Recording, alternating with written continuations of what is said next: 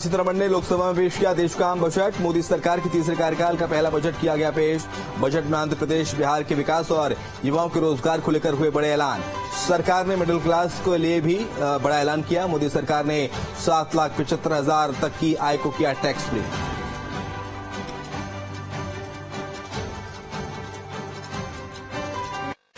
I have two announcements to make for those opting for the new tax regime. First, the standard deduction for salaried employees is proposed to be increased from 50,000 to 75,000 rupees.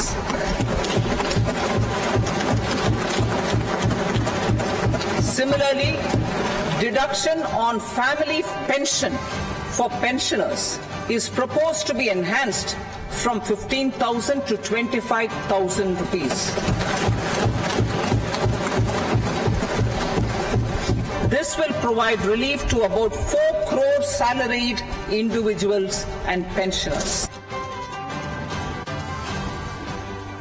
केंद्रीय budget 2024-25 पर PM Modi ने वित्त मंत्री निर्मला सीतारमण को दी बधाई। कहा, ये budget समाज के हर वर्ग को देगा ताकत। देश के गांव, गरीब किसान को समृद्धि की राह पर ले जाने वाला बजट। पिछले 10 सालों में 25 करोड़ लोग गरीबी से बाहर निकले। ये जो न्यू मिडिल क्लास बना है, ये बजट उनके सशक्तिकरण की निरंतरता का बजट है। ये बजट समाज के हर वर्ग को शक्ति देने वाला बजट है। ये देश के गांव, गरीब किसान को समृद्धि की राह पर ले जाने वाला बजट है। पिछले 10 वर्षों में 25 करोड़ लोग गरीबी से बाहर निकले हैं। ये जो न्यू मिडिल क्लास बना है, यह बजट उनके सशक्तिकरण की निरंतरता का बजट है। मोदी सरकार के तीसरे कार्यकाल का आम बजट हुआ पेश। आम बजट पर मुख्यमंत्री साय ने अपनी प्रतिक्रिया दी। सीएम साय ने मोदी सरकार के बजट को बताया देश की उन्नति वाला बजट। सीएम साय ने की बजट की तारीफ।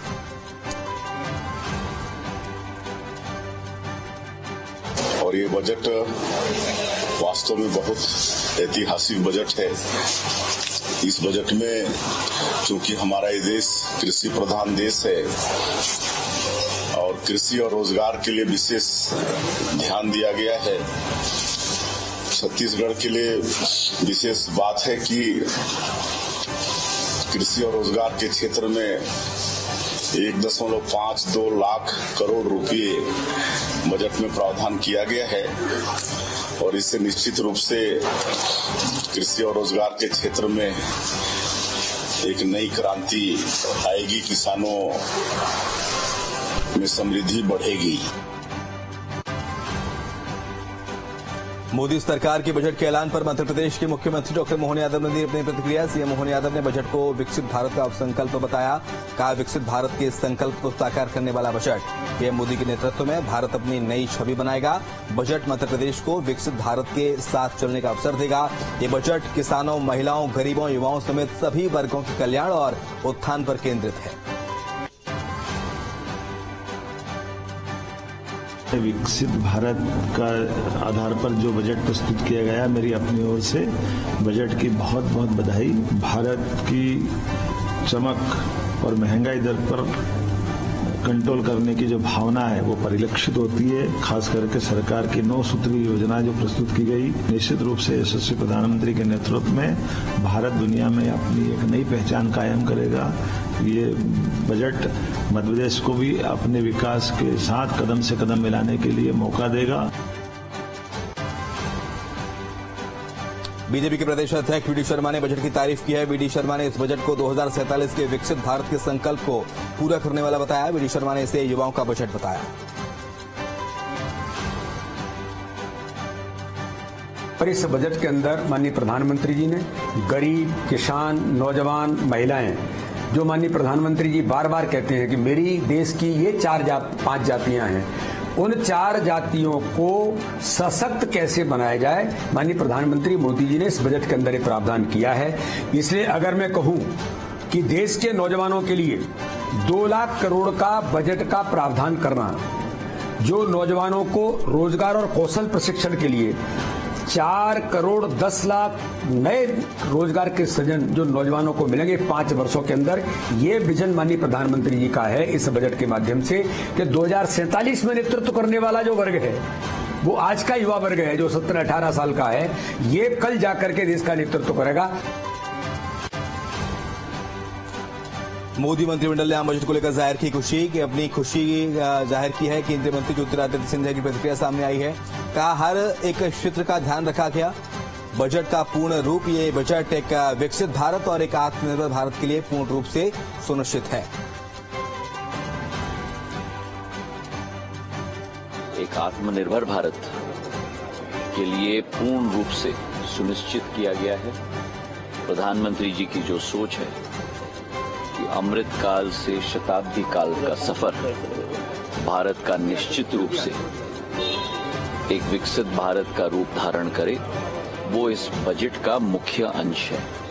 हर एक क्षेत्र, चाहे वो कृषि हो, ग्रामीण विकास हो, अधोसंरचना हो, सिंचाई हो, शिक्षा हो, स्वास्थ्य हो और भविष्य के भी जो रिफॉर्म्स हमें लाने हैं, इन सभी चीजों को मद्देनजर रखते हुए बजट का पूर्ण रूप धारण हुआ है। केंद्रीय बजट पर वित्त मंत्री ओपी चौधरी का बयान सामने आया है। उन्होंने कहा है कि 2047 तक विकसित बनाने के लिए एक बड़ा कदम है। बजट में अर्बन हाउसिंग के लिए भी योजना है। इस बजट से 4 करोड़ युवाओं को होगा फायदा। आदिवासी ग्रामीण लोगों के लिए बेहतरी का रास्ता। बजट में हर वर्ग का रखा गया ख्याल।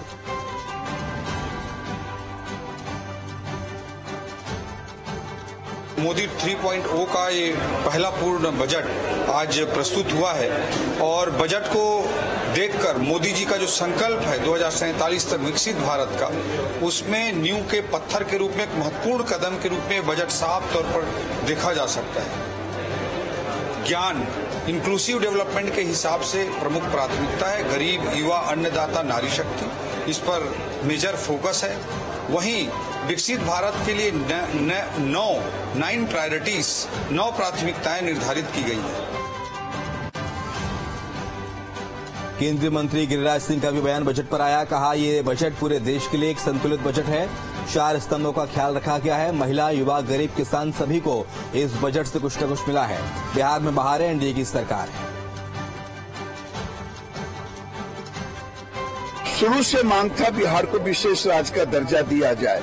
ये आज से नहीं, लालू जी ने दरकिनार किया, यूपीए सरकार ने दरकिनार किया, लेकिन अब वो व्यवस्था तो नहीं है। लेकिन बिहार को एक जो विकास के लिए जो योजनाएं दी गई है, चाहे एयरपोर्ट हो, चाहे सड़क हो, चाहे परियोजना हो कोशी के लिए, ये सारे चीजों को अगर मिला के हम देखते हैं तो बिहार के विकास में पूर्वांचल का विकास समाहित है। पूर्वांचल के विकास में देश का विकास है। बजट पेश होने के बाद यूपी के सीएम योगी आदित्यनाथ ने प्रतिक्रिया दी है। योगी आदित्यनाथ ने कहा आम बजट 2024-25 विकसित भारत, आत्मनिर्भर भारत के निर्माण का आर्थिक दस्तावेज है। बजट में अंत्योदय की पावन भावना, विकास की असीम संभावना है। अन्नदाता किसानों की समृद्धि के लिए 1,52,000 करोड़ रुपए, कृषि और सहायक उपकरण के लिए, महिला सशक्तिकरण के लिए 3 लाख करोड़ रुपए से अधिक का प्रावधान किया गया है।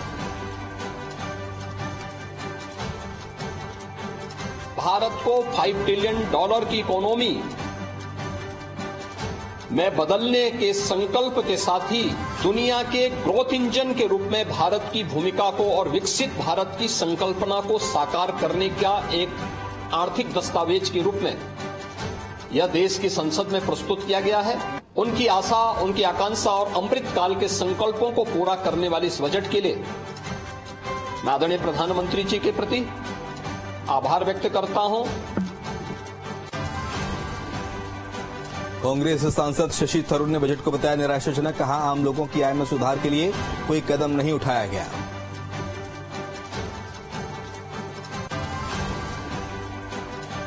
सपा चीफ अखिलेश यादव ने केंद्र सरकार के आम बजट 2024 को लेकर दी अपनी प्रतिक्रिया। अखिलेश यादव ने केंद्र के बजट पर उठाए सवाल। कहा, इस बजट में उत्तर प्रदेश के लिए कुछ नहीं, जो प्रदेश प्रधानमंत्री देता है उसके किसानों के लिए क्या प्रावधान किए गए। किसान की फसल की पैदावार और कीमत के लिए कोई इंतजाम नहीं किया गया। केंद्र सरकार ने बेरोजगारी को लेकर कुछ नहीं किया।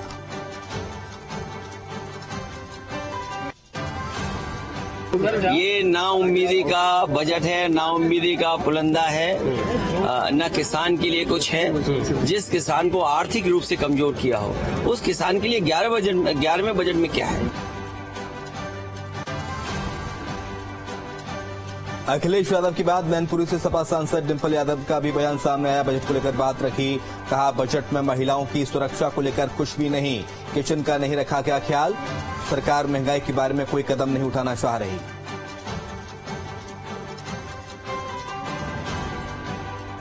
मैं समझती हूँ किचन का ध्यान नहीं रखा गया है, क्योंकि सरकार महंगाई के बारे में कोई स्टेप्स लेना ही नहीं चाह रही है। और जहाँ तक हम देखेंगे तो जो परचेजिंग पावर है जो रूरल एरियाज में है वो लगातार घटती जा रही है। इसके ऊपर भी कोई ध्यान नहीं दिया गया है। बसपा सुप्रीमो मायावती ने बजट 2024 को लेकर दिया